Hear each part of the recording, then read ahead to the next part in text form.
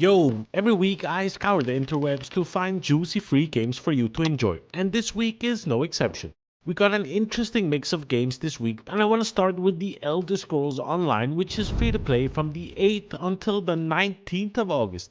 And if you didn't know, the Elder Scrolls Online is the award-winning multiplayer RPG by Bethesda.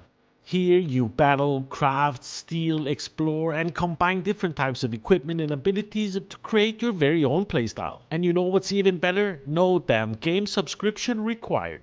The Elder Scrolls Online is currently sitting in with very positive reviews on Steam, and out of all of the MMOs that I've played, this one's community is the one that makes me want to kill myself the least, and for that it deserves a spot in today's video. Listen homie, if you didn't manage to get access to Delta Force Hawk Ops when they were running their open beta, then you still have a chance as they're giving away Steam keys through Twitch drops. I've left a link in the description that takes you straight to the Delta Force Twitch drop page where you can read more about the requirements to get a key. Delta Force Hawk Ops looks pretty cool and the gunplay is super juicy, which is kind of important in a first-person shooter. There are a variety of operators and modes to choose from not to mention a whole boatload of vehicles and firearms to take for a spin. If you're interested in games that mix first-person shooter and military sim, then sign up your juicy butt cheeks and take this bad boy for a spin. Listen, if you want to stay up to date on free games and get them served to you in this quick and quirky setting, then do us both a favor and smash the subscribe button. It means a lot to me and it helps me keep pushing out these bad boys. Oh, and as always, links to all of the games mentioned in this video are in the description and they take you straight to the deal, so no googling required. Next up, we look at experiencing the automotive culture of Japan with a free prologue to Japanese Drift Master. Learn about the story of the rebellious high schooler Hattori and race through the winding roads of Haikama Lake and discover the place where drifting was actually born. A fun game in a cool setting, but the game does need a little bit of fine tuning here and there. I mean, both in relation to gameplay and the car feel, but also in optimization. As this bad boy had my computer running at 100%, only a few percents from taking off to space. I mean, in fairness, it could also be this piece of shit PC that I have, but I don't know. Next, we take a look at Containment Breach, which is a wave-based zombie survival game where you can blow the juicy limbs off all of your enemies. You earn points to unlock doors, buy and upgrade weapon perks and equipment, and see how fast you can escape the facility, or be a maniac and stay and go for the highest round possible. Containment Breach was released just a few days ago and currently sitting in with just around 5 reviews, so we can't really use those to judge the game as of yet.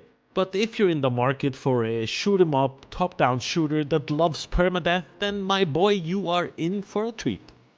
I had no idea that the Warhammer 4000 series had a combat racing game, and I will cut my left arm off and shove it down my throat if you knew about it. Well, here you can blaze into high-octane mayhem of clashing speed mobs, with adrenaline-fueled combat racing through the brutal Warhammer 4000 series. Drive ramshackle vehicles loaded with bombastic weapons and powerful abilities in a breakneck full-throttle speed race to the death. I love it. But to be fair, the vehicles tend to feel a little bit sluggish and the physics can be a little bit iffy. And it could be improved is what I'm trying to say. The game is not too bad for an early access. The developer seems to be on top of things and I'm sure that they will iron out these issues before the game is set for full release. Next, a spooky one. I came across this bad boy and I was like, no, I don't feel like shitting my pants tonight. So let me introduce you Save Teaser Before the Dawn. Here you experience the desperate escape in a hyper-realistic 6,000-ton ship called Senera, and immerse yourself in a hauntingly realistic atmosphere of mystery and horror. I love the fresh and unique setting of the game, and it looks like the developer put a lot of thought into it, which is really great. While the playtime was a little bit short, I'm really looking forward to the full release, which should guarantee you pooping yourself at least 3 times. Let's take a quick jump over to the Epic Store, where Epic Games are hitting our juicy faces with not a 1 or a double or a triple or a quadruple, no, with a 5-druple kind of thing.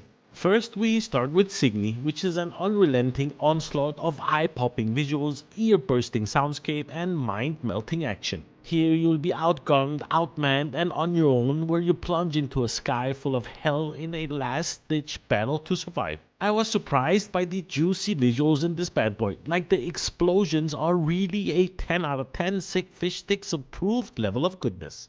A super fun action top-down shoot 'em up arcade style shooter that's currently sitting in with an asking price of €30, so it's a great value for a free game. And DNF Duel. And to be fair, I've never played DNF Duel, so I have no idea if it's any good. I mean, it's sitting in with mixed reviews on Steam. It seems to be a sick-ass fighting game that was abandoned by its developers like an unwanted newborn outside of a fire station. The cool thing is that DNF Duel will most likely get an influx of new players with a low finger experience, and so it should be fun for the first few weeks, until people see why it's sitting in with mixed reviews and would rather sit on a cactus for a more pleasurable time. And then, starting August 15th, you can claim Death's Gambit Afterlife and some World of Warship starter pack, which is 0.1% of people will get.